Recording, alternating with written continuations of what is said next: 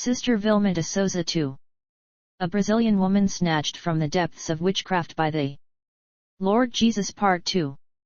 One Friday at midnight, lights off, black clothes, I was attending a ceremony. In the middle of the room were a black candle and a red candle. The woman who was leading the session entered a dark room and prepared to receive the entity. The order came for us to position ourselves in a circle around the candles. During the concentration I heard footsteps. When I looked towards the door, I saw someone come in familiar, someone all black, the same spirit that had tormented my long and terrible nights since my childhood days. It was the only spirit whose eyes I had ever seen. He walked past me and I saw that he was extremely handsome, but he left an evil mark. As he passed, my body changed. I was rigid before I was finally able to lower my head. The spirit approached the room and entered the priestess, who immediately laughed, and presented herself to us with a red cloak and a dagger in her hand. The atmosphere was scary for everyone. All had their eyes fixed on this lady. She approached me and said in a hollow voice, "I've been waiting for you here since the day you were born." He introduced himself as Lucio, Lucifer, and invited me to make an eternal blood pact. He made me understand that this pact was the privilege of few people who seek wealth and success in artistic, cultural, political, and business circles. It is very difficult to refuse an invitation like this, but deep down I felt that I had to refuse, that I should suppress this desire. But I gave myself. I arrived at the top of the mountain of spiritualism, black magic, the widest and easiest door for those who want immediate success, financial satisfaction, the satisfaction of carnal desires and power. You who like to consult diviners, seers, fetishes. In spiritualism, there are several types of people. There are people who are there out of curiosity, some out of necessity, and they will begin a compromise with an evil entity. People come and ask for something. When they receive these things, they become debtors.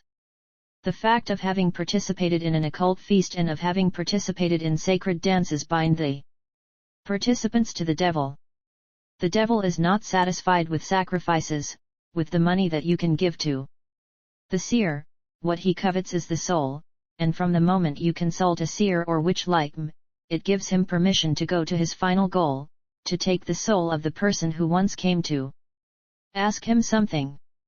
Lucio, the demon embodying the devil, explained to me that he had chosen me before I was born. He had drawn up a plan for me. He wanted me to occupy an important place in Brazilian witchcraft. When everyone in the room heard this, they bowed to me, curtsying. Spiritualistic sorcerers work a lot by revelation and not by knowledge. Basically, I knew very little about the science of spiritualism. Things came about because we were incorporated or because we saw and heard spirits. Lucio, demon embodying the devil, was now living in my mind. When I declare a thing, it would happen. I could make a man become a homosexual. Several times I have done this. I had the capacity to destroy a home, a business, a government. We can destroy a head of state, we can also place one as the head of a state. This is why living without Jesus Christ makes you an unprotected person who can be easily killed like a goat. All of this happens through black magic. Not long ago, my country experienced a scandal. See testimony of the ex-wife of the president, Rosane Kohler, when it was discovered that the president practiced black magic. This is not an isolated case, it is just an exposure. All over the earth, at this very moment, millions and millions of people are searching in the occult for the answer to their problems. There is total and boundless ignorance in this world, blindness that leads people to open any door. When I arrived at a certain level, I believed that I was at the pinnacle, at the higher grade. I was preparing to receive all the promises of Lucio, demon incarnating the devil. He told me he would make me the highest priestess in this country. I started to wonder about the level I had. I wondered why all of my influences were negative. Everything I did wrong was working fine. If I wanted to hurt even my father or my mother, if someone pissed me off, all I had to do was look at them, to hurt them. You know, I could make people sick. I could telepathically send an illness, "You're going to get sick now." In front of me, I saw that the people were having hard times. There were times when I hurt a lot of people. Sometimes I was surprised by the extent of this power. My mother once said to me, "You look like the devil." I was laughing in her face. There is no devil, the devil does not exist. This may surprise you, but I can tell you that many of those who practice the occult do not really know by what higher power they operate by, they do what they do. I considered Lucio, demon, embodying the devil, as a vigilante, a friend, someone who rendered me services, who beat me, and who punished me, because he was my owner, my lord, he had rights over me. But also, he was the one I turned to in order to ask for whatever I wanted. It was our relationship. In black magic, there are artists, politicians, well-known people who were looking for me. Many have come to see me for rituals to make them famous, and they are very well known today. Unfortunately for them, they went looking for a shortcut to fame, notoriety, and all that one covets on earth. They went to seek it at the feet of Lucio, the prince of demons of Brazil.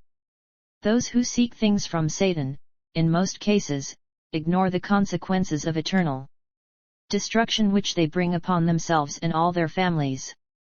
The true protection of a God-fearing Christian. One evening, a woman came to order me to kill her neighbor who was a real Christian. The spirit I was working with told me, I can't touch her. But the woman insisted, saying she couldn't stand her neighbor anymore who harassed her to go to church with her. She spends her time singing hymns, she's a fanatic that she couldn't stand. I called the spirit again, he answered me again, I have already said that I cannot do anything to this woman, she is constantly on her knees before God, and the spirit of this woman is very tall. After that, I deduced that the Bible was a great fetish. A man without Jesus Christ can be killed anywhere by a sorcerer. During another consultation, a man came to order the death of his partner. Usually the spirits do not ask questions about the reasons for death requests, but tonight they asked, "So you want to kill someone who is equally associated with your business?" Yes, that's right, he has no parents, no family. I thought I could be the sole owner of this business. That evening Lucio was present, I heard him say that he could kill anyone, no matter who. It got me thinking. In this anyone I was included, he could also kill me at any time, me, who had served him for years. 7 days later, everyone was celebrating the death of this poor man, another life destroyed prematurely. Yet these services are very expensive, not everyone could afford to pay what the spirits demanded. The sorcerer receives his share, he receives a lot. But it was like a mirage, the money is not accessible. It is an illusion. Because it is the spirits that rule you and therefore also your part. We see a lot of money, people bring a lot of money, in order to receive favors immediately. Once an entity told me, even by paying us, what I give them with one hand, I would take back with both hands. This sentence also prompted me to think. The true protection of the true Christian. The first time I actually heard of the gospel was in black magic when someone gave us the order to kill a Christian woman.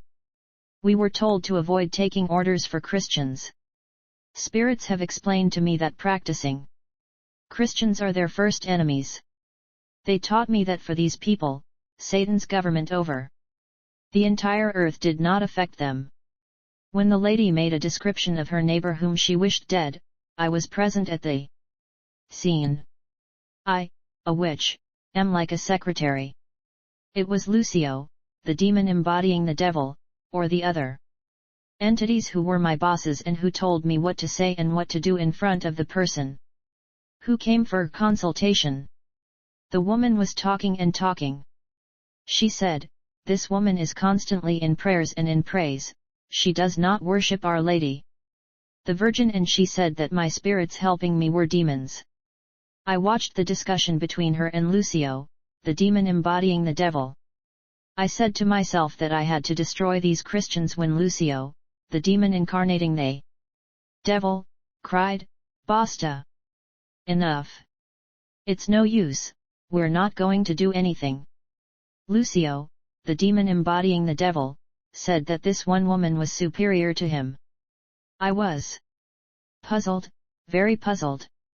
At that time I didn't know Lucio was a devil. I had never heard the content of the gospel. I just thought this Christian had a bigger fetish. I concluded that Christians were the deadliest sorcerers. It was only later that I knew the truth that set me free. I understood the secret of Christians. The blood of Jesus Christ. The death of the partner, a man without Jesus, of this man occurred in a tragic traffic accident. Killing someone in witchcraft is no different than the contract for a hitman. Simply, there is no proof.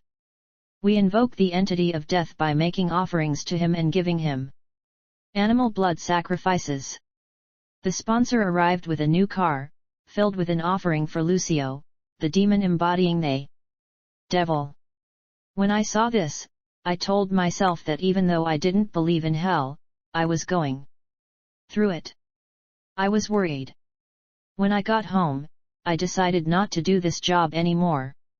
As soon as I got home, I took off all my priestess pageantry. I threw away the big skirts, pictures, guides and the other paraphernalia. During the consultations people came crying, sometimes desperate, they exposed their problems. And I said to them, "Yes, in your entourage, there is someone who wants to harm you, etc." I made the list of the material necessary for the deliverance when sometimes there was nothing.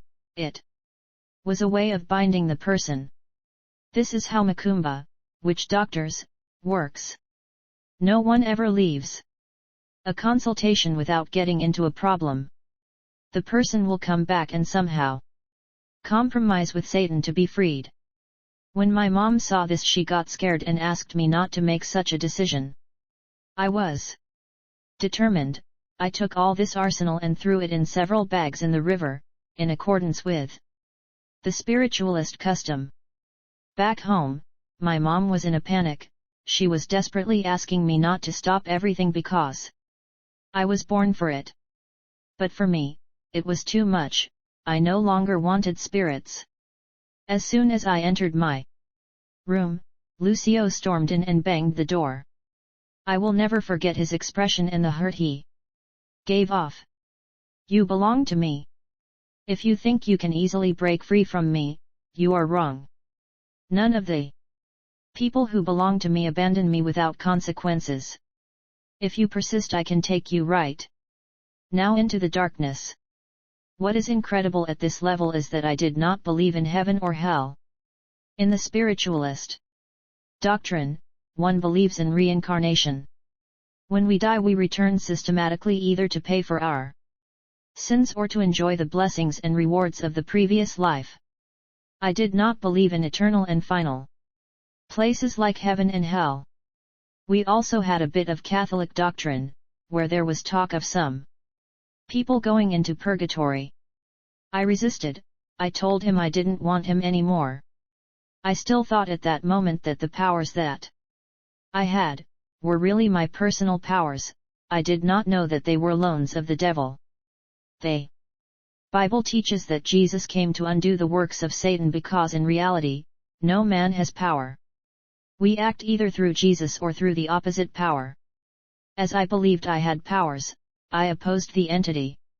I told him I was stopping everything. He replied, in that case I will kill you now. The entity possessed me and I lost all dominance. My body was writhing as if I had epilepsy. I thought about all the deaths that I had caused, the homes destroyed by my hand, the lives of failure, and so many other evils that I had caused in the lives of people. I had the will but not the power to free myself on my own. The entity dominated me. The spirit grabbed me by the neck and pulled me out of my body. At that moment the ground opened up, the abyss was under our feet. I saw things that I had never believed before. From that moment on, I knew that darkness existed because I walked there. Several thoughts crossed my mind: hell really exists and therefore heaven too. Then I also understood how much the spirits and Lucio had used me. In fact, I was their slave. I thought of all those people who, like me, had been deceived into serving the devil. All these people who do not know that they will end up in hell. All these entities, spirits, orishas, caboclos, guides, vigilante spirits, etc. All these entities of different categories are just a form of deception. They are all demons. At the end of my life, I was in front of the devil who told me that I belonged to him. That's all. I went down without being able to hold on to anything. We know we are going to an eternal place. It's the worst feeling a being can have. It's really terrible. The spirit dragged me through a dark, slippery dark tunnel. The tunnel was as big as the abyss through which I plunged into an eternal reality, which I did not believe until then. He was pushing me by the neck and shouting, "I'm taking you now." At a certain point he said to me, "Tomorrow we will find your body in the room and then you will be taken to the cemetery." He showed me my body lying on my bed in my room. I felt the anguish of darkness run through my being. Suddenly, in a fraction of a second, a name came to mind: God. With what I had left of strength, I shouted, "If there is a God more powerful than Lucifer, save me and I will be your slave." I then saw the sky open, a ball of fire like lightning falling on me. This fire gave me strength, a new, unknown strength. The spirit which controlled me moments before had been violently thrown to the ground. It is said in the word, "Call me and I will come." Psalm 50:15 Call upon me in the day of trouble, I shall rescue you, and you will honor me. When the unhappy man cries out, the Lord hears. It is for people who do not know God, because He does not intervene in life in the same way as a believer as in that of a non-believer. I appealed to this God I did not know. Yes, He comes to the aid of suicidal people, people with vices, wizards, prostitutes, homosexuals, the miserable. He sent help from heaven for me. I knew there was a force above in heaven. My first instinct was to step on him and smash his head.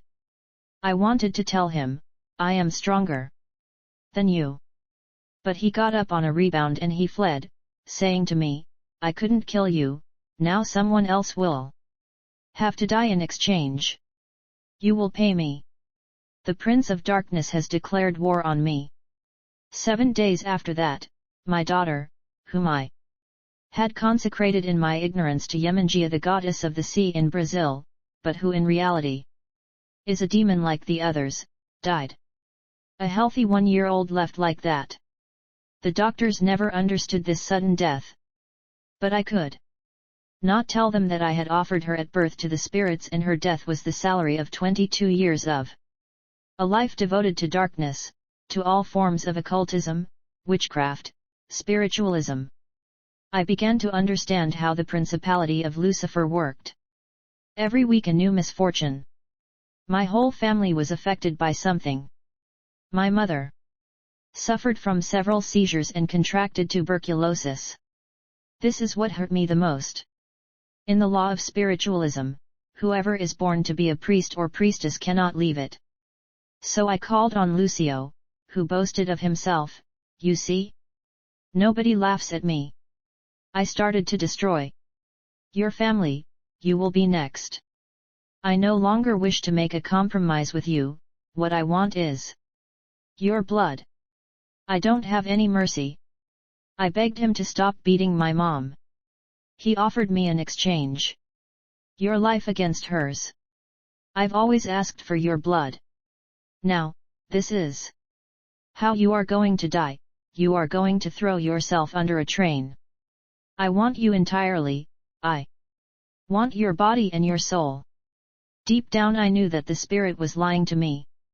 I knew that after my death, he would not keep its promise.